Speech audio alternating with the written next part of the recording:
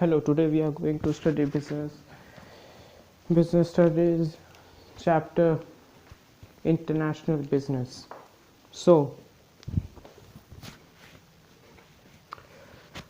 we will start international business chapter with the topic reasons for international business. So, first we will cover reason for international business, then we will cover international business versus domestic business.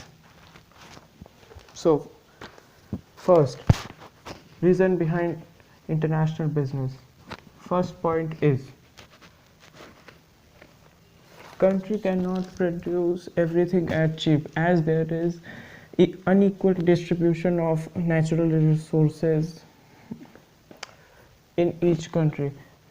Like a country is rich in diamond ore and coal ore may not be rich in iron ore. A company has has a abundant source of petroleum, let's say, may not have abundant source of gold. So every country can't produce everything very cheaply. So thus we do business, international business trade. So we import products from there which is cheaper in comparison of the production of our country, and which is more durable and better at a lower cost than our country. Second point is factor of production such as labor, capital and raw materials. There are certain restrictions, limits and rules on all these. So in India there is abundant source of labor and there is no such restrictions. There is a restriction called minimum wage act, but it is also not followed as there is a large number of labor, so they agree to work at a lower wage due to high competition. So in foreign there can be a lower number of labor, so they have to pay more for the work done. Third reason is labor productivity and production costs differ among nations due to various socio-economic, geographical and political reasons.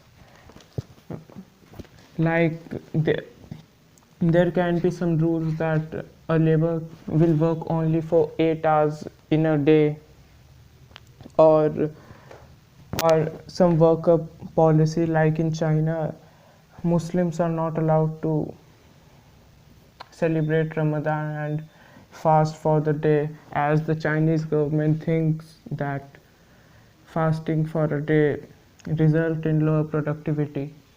So Ramadan is not allowed. Celebrating Ramadan is not allowed for Muslims in China. Fourth point is procuring the rest through trade with other countries, that can produce at lower cost. So just like the first point, as every country can't produce very cheaply, so they just import things from other countries that can be imported for a lower cost of manufacturing in our own country. We get imported goods which has a better quality for a lower amount of money. So this was the reason for international business. So now the second topic is international business versus domestic business. So first point is nationality of buyers and sellers. In domestic business, buyers and sellers are of the same country. Thus it is easier to understand what they say, what they want, and we can do business deals easily, as like we want to do an internal trade domestic trade. So a person in India would understand Hindi or English better. So we can just communicate easily and do the following trade. But let let we want to have an international business from China. They so there is not a guarantee that they know Hindi or English. They they would be talking in Chinese and we would not understand what they are trying to say. So we have to keep a translator which would cost extra money, and a third party also is involved in the business, so it is difficult. Second point is nationalities of other stakeholders. In domestic business, all such factors belong to one country, like people of the same country have same choices, tastes, and her same mentality. But in international business, a country is importing goods to 4 or 5 countries or more, you can say. So like our, our company, let it be XYZ Limited. So we are imp- we are exporting goods to China, Russia, America, and Australia. So people in Russia, people in China, people in America, and people in Australia would have different tastes and different types of taste and moral ethics and choices, so differ. Third point is customer heterogeneity across markets. So just I said, buyers from different countries differ in tastes, fashion, language, belief and customs, social cultures, product preference. Like in India, we have our steering wheel of the car at the right hand side, and to overtake someone we have to overtake him from right. But in foreign countries like America and Australia, the steering wheel is at left side, and if they want to overtake someone they have to do it from the left side. People in America switch their TV in 2 or 3 years, whereas in our country we just use it till it is absolutely worn out. Fifth point is differences in business systems and practices. So countries differ from one another in socio-economic development, availability, market support services. Such differences make it necessary for firms to adapt their production, finance, human resource as per the conditions. As there are some rules, so if we want to export, import, the procedures then would be complex, and we have to set our production and all these our facilities according to them, as we are exporting to them. So we have to adapt ourselves according to the market. like we are we are exporting half t-shirts and half pants, but in Russia it would be useless. In Siberia it would be useless, as we have to export warm clothes there, as there is very cold climate.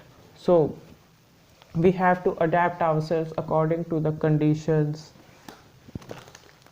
of the particular countries. Political system and risks. As political environment differs from one country to another, one one has to one has to complete continuously, not completely, he has to continuously watch the government schemes which would affect the business and change their production and services rules according to it, so their business is not very affected by the change of policies. And there is also severe problems for the firms who are exporting goods to another country, as the as the host country as the host country's government prefer to promote their own goods. Like in India, we have Make in India, which promotes goods manufactured in India, and they say we have to consume more of the goods produced in India, not from the other countries. Seventh point is business regulations and policies. So different nations have different policies. So tariff and taxation policies, import quota system, subsidies offered, these all differ. Like there is a certain limit of the goods we can import from another country. There are certain limits and restrictions that we can't buy this type of goods from this type of country. We can't order arms, let's say we can't order arms for other countries as it is illegal, and tortoise shells, etc. are illegal. So there are certain restrictions. And last point of today's video is currency used in business transactions. As we are doing international business, we are doing business in two or more than two countries, so there are two or more currencies involved in it. So as we have to pay and receive the money, so it's all in the foreign exchange. So there is not a single currency for all the countries all over the world. Every country has its own currency, so the exchange rate of the currency's price in comparison of others currency price fluctuate. Thus there is a problem, like you ordered goods for $1, which was 70 rupees at the time you ordered, and now when the order you received, $1 is 72 rupees. So you have to face a loss. So you have to just accordingly deal and avoid this all types of problems. You can make a term that it would be at a certain price according, like if it is set to 70 rupees, it doesn't matter how it falls or rises. So this was today's video. Hope you liked it. So thank you and peace.